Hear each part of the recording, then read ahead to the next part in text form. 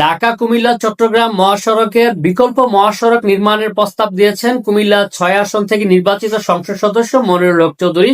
মনিরুল হক চৌধুরী নির্বাচনের আগে যে সকল ইশতেহারগুলো ছিল প্রত্যেকটা ইশতেহার উনি পূরণের চেষ্টা করেছেন। তাদের মধ্যে অন্যতম একটি ওনার ইশতেহারের মধ্যে ছিল যেটি ঢাকা কুমিল্লা চট্টগ্রাম মহাসড়কের বিকল্প আরেকটি মহাসড়ক নির্মাণ করা, যার জন্য আজকে ঢাকা কুমিল্লা বিকল্প মহাসড়ক নির্মাণ প্রকল্প প্রস্তাব উপস্থাপন করেছেন। যার প্রেক্ষিতে কুমিল্লা সদর দক্ষিণ উপজেলা সোয়াগাজী হতে গোলাবাড়িয়া হয়ে ২৫০০ দিয়ে ঢাকা কুমিল্লার বিকল্প মহাসড়ক নির্মাণ প্রকল্প উপস্থাপন করেছেন। রোববার ১৭ মে দুপুরে কুমিল্লা স্থানীয় সরকার দপ্তরের সম্মেলন কক্ষে এই প্রস্তাব উপস্থাপন করেছেন। প্রকল্পের প্রস্তাবে কুমিল্লা সদর দক্ষিণ উপজেলা সোয়াগাজী থেকে গ্র্যান্ড ট্যাঙ্ক রোড হয়ে গোলাবাড়িয়া দিয়ে গোমতী নদীর উত্তর পাড় দিয়ে বরিচং, পীরযাত্রাপুর, দেবিদ্বার, কোম্পানিগঞ্জ, মেটাঙ্গর, সলপা, শ্রীকাইল, রামচন্দ্রপুর, রূপসদি হয়ে বাঞ্ছারামপুর হয়ে মিলিত হবে ২৫০০ বাঞ্ছারামপুর প্রস্তাবিত মেঘনা সেতু দিয়ে কাঞ্চন ব্রিজ হয়ে সড়কটি ৩০০ ফিট সড়কে গিয়ে মিলবে।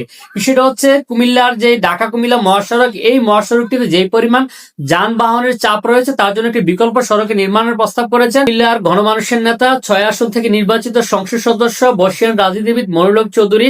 ঢাকা কুমিল্লা চট্টগ্রাম মহাসড়কের যে বিকল্প মহাসড়কটি প্রস্তাব করেছেন, এই প্রস্তাবটি যদি বাস্তবায়ন করা হয় তাহলে গোমতী নদীর উত্তর পাড়ের মানুষ যেই বেড়িবাঁধের জন্য দীর্ঘদিন যাবত আন্দোলন করে আসছিল সেই বেড়িবাঁধটি নির্মাণ করা হবে এবং গোমতীর উত্তর পাড় দিয়ে যখন একটি ৪ লেনের রাস্তা করা হবে কুমিল্লার গোমতী নদীর উত্তর পাড়, কুমিল্লার সদর, বরিচং, ব্রাহ্মণপাড়া, দেবিদ্যা, কসবা, আখাউড়া, মুরাদনগর, বাঞ্ছারামপুর মানুষের অর্থনীতিতে যেমন ব্যাপক পরিবর্তন আসবে, রাজধানী ঢাকার সাথে বন্দরনগরী চট্টগ্রামের যোগাযোগ ব্যবস্থায় নতুন দিগন্ত উন্মোচিত হবে।